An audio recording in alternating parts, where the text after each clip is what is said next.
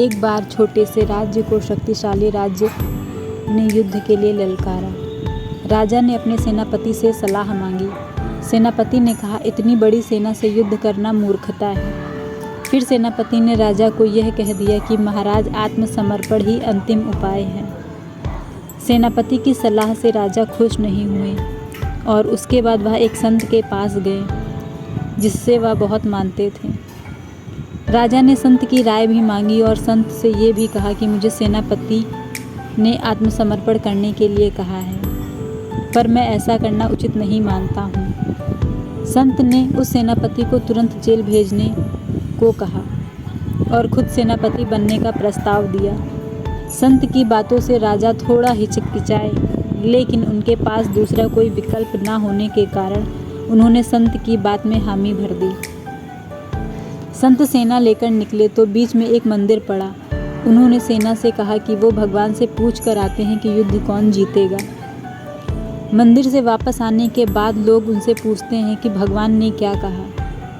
संत ने कहा, यदि शाम को मंदिर से रोशनी निकलेगी तो हम युद्ध जीत जाएंगे। शाम को ऐसा ही होता है।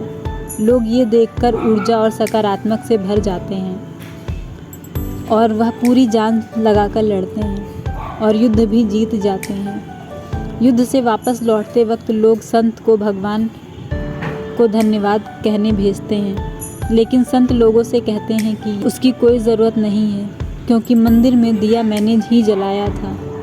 अगर सेनापति की बात को मानकर राजा ने पहले ही आत्मसमर्पण कर दिया होता तो उनके मन में हमेशा ये डर रहता कि वे शक्तिशाली राज्य से कभी जीत नहीं सकते और वो निर्बल हैं। संत ने जिस तरीके से अपनी सेना का हौसला बढ़ाया, उसी तरीके से हमें अपने आप का हौसला बढ़ाना मुश्किल से मुश्किल परिस्थिति में चाहिए।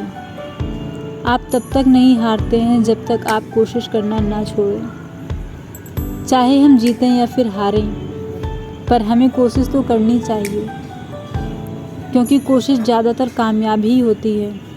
इसलिए हमेशा अपने लक्ष्य तक पहुंचने के लिए कोशिश करते रहो। एक न एक दिन सफलता ज़रूर आपको मिल जाएगी।